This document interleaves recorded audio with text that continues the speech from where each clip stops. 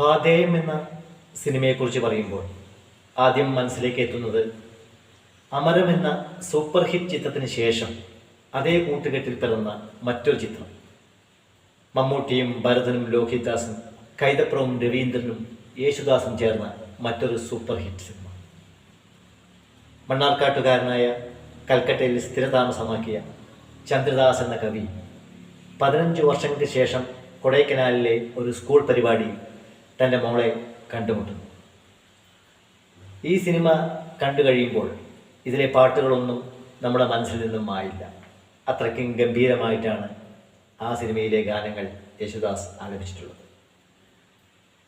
ചന്ദ്രകാന്തം കൊണ്ട് 4 കെട്ട് അതിൽ ചന്ദനപ്പടിയുള്ള പൊന്നു ഞാൻ, ചന്ദ്രകാന്തം കൊണ്ട് 4 കെട്ട് അതിൽ ചന്ദനപ്പടിയുള്ള പൊന്നു ഞാൻ, ഋതുക്കൾ നമുക്കായി പണിയും സ്വർഗത്തിൽ ആകാശഗംഗയും ആമ്പൽക്കുളം, ചന്ദ്രകാന്തം കൊണ്ട് 4 കെട്ട് അതിൽ ചന്ദനപ്പടിയുള്ള പൊന്നു ഞാൻ.